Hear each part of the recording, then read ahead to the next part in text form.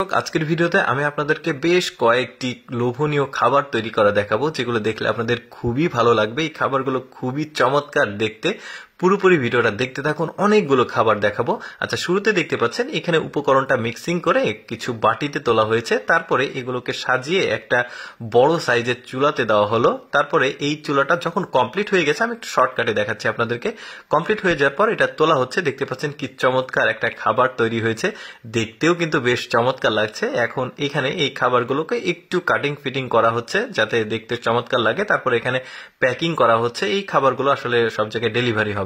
এরপরে দেখতে পাচ্ছেন এটাও বেশ চমৎকার একটা লোভনীয় খাবার। কিভাবে তৈরি করছে দেখুন, বিভিন্ন রকম উপকরণ দিয়ে আসলে এই খাবারটা আসলে তৈরি করা হয়। দেখতেও কিন্তু চমৎকার আর সুস্বাদু মনে হচ্ছে, দেখে দারুণ কালারফুল কিন্তু। তারপরে এইটা দেখুন, এইটা হলদে কালারের একটা কেক। কিভাবে বানাচ্ছে একটু দেখাই আপনাদেরকে। মিষ্টি কুমড়া উপকরণ হিসেবে ব্যবহার করা হয়েছে, আরো যাবতীয় যা কিছু দেওয়ার দিয়েছে। দেখুন, দেখে কি চমৎকার লাগছে। এরপরে মিষ্টি কুমড়ার আরেকটা খাবার দেখাই। এটাও তৈরি মিষ্টি কুমড়া দিয়ে এখানে মিক্সিং করা হচ্ছে। তারপরে একটা যে ছোট ছোট বাটিতে এগুলো নেওয়া হচ্ছে। কেক বলতে পারেন। মিষ্টি কুমড়া দিয়ে কিন্তু অনেক খাবার তৈরি করা হয়, যেটা আমরা আসলে জানি না, তো আজকের ভিডিওতে দেখে নিতে পারেন।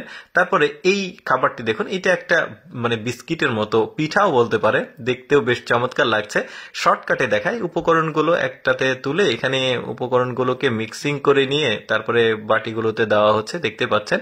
আসলে আসলে টোটাল ব্যাপারটা আসলে একটু শর্টকাটে আমি দেখাচ্ছি। জাস্ট খাবারগুলো দেখুন কত চমৎকার। এরপরে দেখুন, এটাও বেশ চমৎকার কিন্তু একটা কেক তৈরি করছে। কিভাবে তৈরি করছে এক পূর্ণাঙ্গ দেখাতে গেলে এই ভিডিওটা অন্তত 2-3 ঘন্টা হয়ে যাবে। তাই জাস্ট খাবারগুলো আমি আপনাদেরকে দেখাচ্ছি আর শর্টকাটে উপকরণগুলো। এরপরে দেখুন এটা কিভাবে তৈরি করছে। গুড়ের মধ্যে মুড়িগুলো দিয়েছে, তারপরে খুব চমৎকার ভাবে এটাকে মিক্সিং করছে, দেখতে পাচ্ছেন। তারপরে এটাকে তুলে একটা কাঠের একটা ড্রয়ারের মতো এটার উপরে রেখেছে। তারপরে এটাকে স্কোয়ার মাপ করছে, চাপ দিয়ে মোটামুটি হয়ে গেছে। এরপরে একটা ব্যালনের মতো এটা দিয়ে চাপ দিল। দেওয়ার পর দেখতে পাচ্ছেন খুব স্কোয়ার সুন্দরভাবে হয়ে গেছে। এখন এটাকে সুন্দরভাবে কেটে কেটে পিস পিস করবে।